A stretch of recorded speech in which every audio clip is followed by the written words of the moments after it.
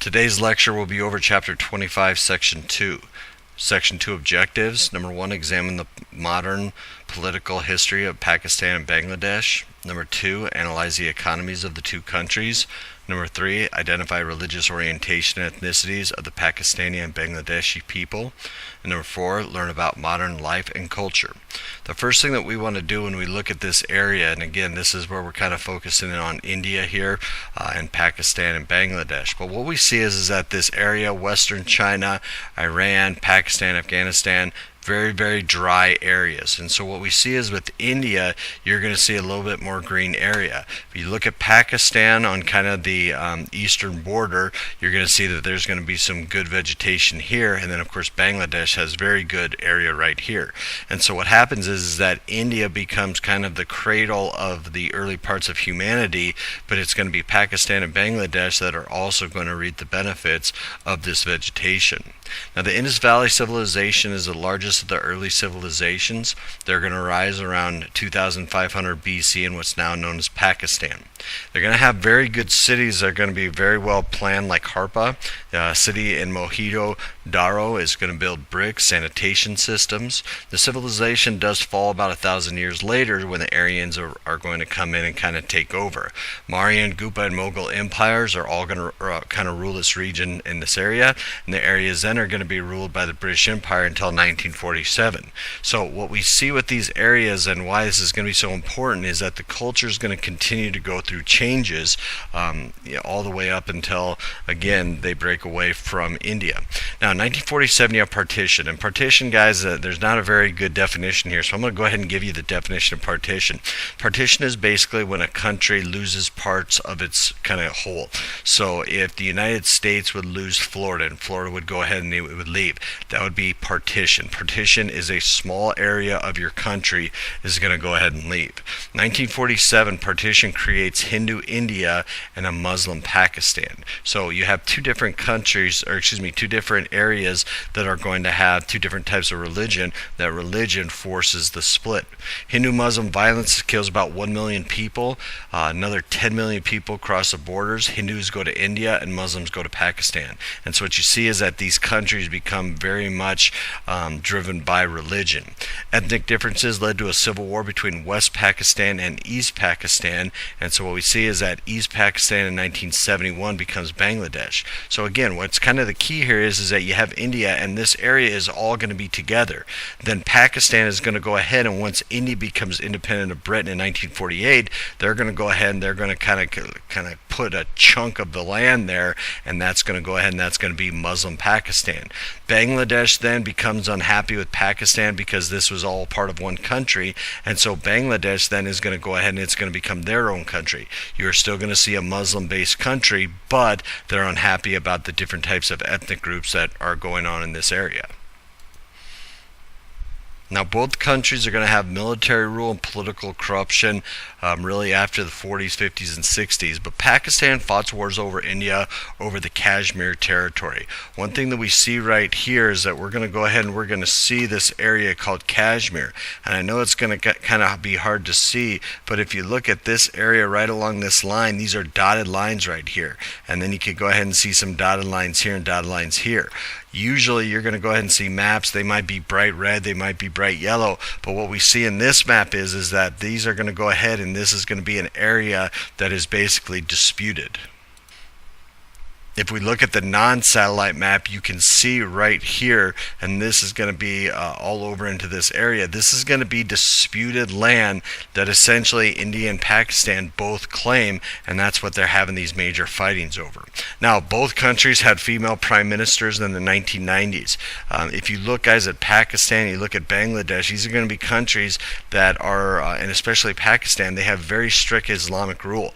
So to be able to have a female prime minister, it's actually very important because that kind of shows that they're trying to help out in regards to women's rights. Now, don't let this be misleading. They were actually not voted into office. In Pakistan, they were actually kind of a political coup where they took over. But the fact that they've had a prime minister is very much good. Now, subsistence farming, this is rapid growing populations, low per capita income are in both countries. So what we see is small plots of farms are going to use the old style of methods, and they struggle to feed their families. Climates are going to hurt their yields. If you remember, yields are basically how much they produce. There's an arid Pakistan, if you kind of remember from the, and I'll just show you the map right here, but you look at the satellite image of Pakistan, it's going to be very arid in this area right here, so that hurts them a little bit. And then what you see is that you're going to see Bangladesh is going to be very stormy, and again, that has to do with the fact that they're essentially right on the Bay of Bengal, Indian Ocean, right in that area right there. So really causes kind of trouble to grow things. Pakistan's irrigated in its valley system is going to grow wheat, cotton, and rice. Now, I always like to tell people that wheat, cotton, and rice are three of the most important crops that you can grow. If a country had to pick three, these three might be on the top of their list. Wheat is obviously going to go ahead and it's going to grow bread, which makes it so that you can go ahead and live. Cotton then is going to be able to grow shirts. You can also grow cotton to be able to make tents and things like that.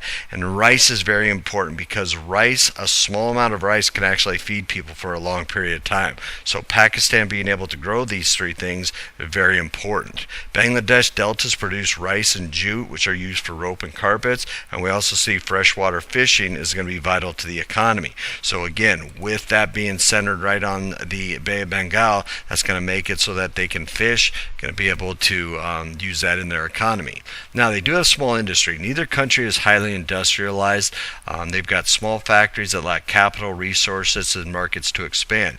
But both do export cotton, clothes. Pakistan is going to export wool and also leather goods. Now, what they'll do is that they will use in these countries microcredit. Microcredit is a policy of allowing small loans to poor entrepreneurs. So, for example, in the United States, we don't do microcredits very much. And what the reason is that the way that banks make money is they'll go ahead and they'll loan out money to people. One of the favorite things that banks like to do is put mortgages out there. Mortgages, if you've got a $200,000 home with taxes and things like that, you might be paying upwards of about $1,300 a month. Well, if $800 of that is going to the bank, they're actually going to be making a lot of money. Remember something about mortgages is that they say that most of the times in a 30-year mortgage, the first 5 years that you are paying that $1,300, you're only paying the interest, and that interest is money going to the bank.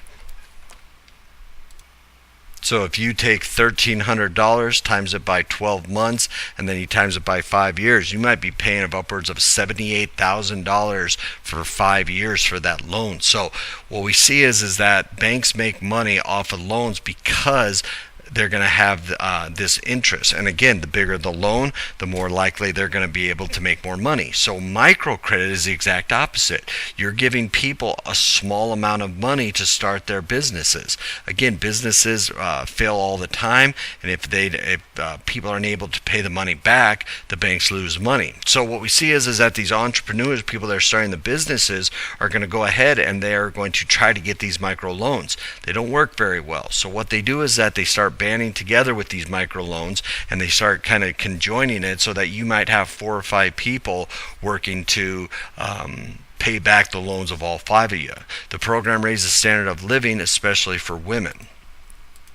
Now, what we have is we've got the Islamic culture of both these countries is very, very strong. Islam has been part of the culture since the Muslim Mughal Empire. This includes a lot of different things. They've got 5 pillars that they really believe in the Islamic religion. Ramadan then, Ramadan is a month of fasting from sunrise to sunset. This also includes daily prayer, a couple other things that we'll talk about later on when we start talking about Islam. But Ramadan is important because it's fasting. Now, I don't want you to get the wrong idea. A lot of people think that this means that you eat absolutely no food. There are different forms of fasting. Some people are going to not snack in between meals. Some people are going to not eat meat. Some people are going to say that they're not going to have anything to eat from sunrise to sunset. But remember, they can have a big breakfast, and then they can have a big dinner once the sun sets. So Ramadan is going to be that month of fasting. Mosques are going to be large and very impressive structures. Pakistan has got very strict Islamic law. One thing that you're going to see is that they've got the women's seclusion of Pruda, which shows that Pakistan is very, very male dominated. Now remember, we said that in Pakistan they've had a female prime minister, so it's very interesting that the United States, we really push women's rights, yet we have not had a female president, but Pakistan, who believes in women's seclusion, has actually had a female prime minister. Women have no contact with men, not related. They wear veils in public, and I will tell you that is something now that a lot of the Pakistani people in Islamic culture of the Muslims are actually saying that the veils now is basically a woman's choice. So some of these things are kind of adapting to modern times. Bangladesh's religious practices are less strict, and you will see Pakistan as one of the most strict in the entire world in regards to the Islamic faith. Now, ethnic diversity, Pakistan is going to be more diverse. They got 5 main groups. Each one of them are going to have their own language right there. What you're going to see is the Punjabis, the Sinhais, the Pathans, the Maharas, and the Balaks. They are all going to kind of be their own groups. Punjabis are going to have about half the population. The Maharas are going to left India in about 1947. And what we see then is the national language of Mahari is Urdu. And you see that they're going to go ahead and they're going to be very diverse. Now, the majority of people in Bangladesh are Bengali. And Bengali is a language based on the old Sanskrit, ancient Indo-Aryan language, and kind of binds them together and kind of separates them from other people in this area. Now, they have also got a love of poetry. One thing that you want to look at is that they do have a strong oral tradition. These poets and poetry readings are very popular. Pakistanis are going to go ahead and memorize very long poems. Bangladesh are going to go ahead. There's going to be a poet named Tagore, a 1913 Nobel Prize winner. His song is going to be My Golden Bengali, is going to end up being the national anthem. Then we have Qawwali, is going to be the Muslim Sufis' devotional singing. Bangladeshi's folk dances act out as myths and legends. And so the modern life and culture, again, is going to be very much based upon strong oral traditions and also kind of an older way of life. This concludes Chapter 25, Section 2. Please complete the assessments at this time.